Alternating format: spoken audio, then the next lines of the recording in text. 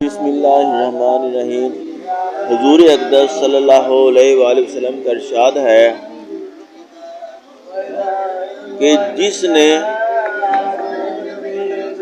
ریا کی نیت سے نماز پڑھی اس نے شرک کیا، جس نے ریا کے ارادے سے روزہ رکھا اس نے شرک کیا، جس نے ریا کی نیت سے صدقہ دیا اس نے شرک کیا۔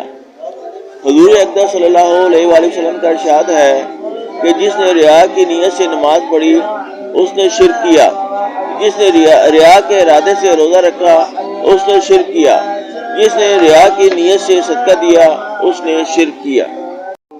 فائدہ یعنی جس نے ان عبادتوں میں اللہ جل شانہ کے ساتھ دوسروں کو شریک بنا لیا اور وہ لوگ ہیں جن کو دکھانا مقصود ہے، اس نے اپنی عبادت کو خالص حق تعالی شانہ کے لیے نہیں رکھا بلکہ اس کی عبادت ساجے کی عبادت بن گئی اور اس عبادت کی غرض میں ان کا حصہ بھی ہو گیا جن کو دکھانا مقصود ہے۔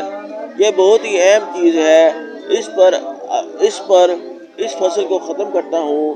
مقصد یہ ہے کہ جو عبادت بھی ہو خالص اللہ جل شانہ کی رضا کے واسطے ہو، اس میں کوئی فاسد غرض، ریا، شہرت، وجاہت وغیرہ ہرگز نہ ہونا چاہیے کہ اس میں نیکی برباد گناہ لازم ہو جاتا ہے۔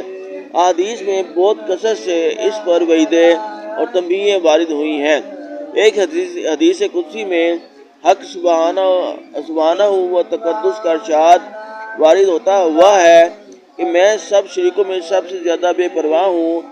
جو شخص کسی عبادت میں میرے ساتھ کسی دوسرے کو شریک کر دیتا ہے، میں اس عبادت کرنے والے کو اس کے بنائے ہوئے شریک کے ساتھ چھوڑ دیتا ہوں، یعنی وہ اپنا بدلہ اور ثواب اس شریک سے جا کر لے لے، مجھ سے کوئی واسطہ نہیں ہے۔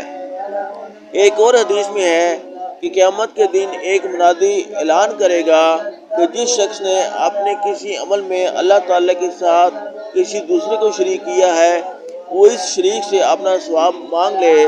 اللہ جل شانہ شرکت سے بے نیاز ہے۔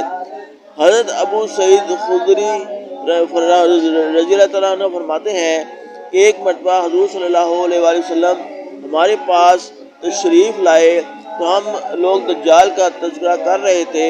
حضور اقدس صلی اللہ علیہ وآلہ وسلم نے فرمایا کہ میں تمہیں ایسی چیز بتاؤں جس کا میں تم پر دجال سے بھی زیادہ خوف کرتا ہوں۔ ہم نے عرض کیا کہ ضرور بتائیں۔ حضور صلی اللہ علیہ وآلہ وسلم نے فرمایا کہ وہ شرک خفی ہے۔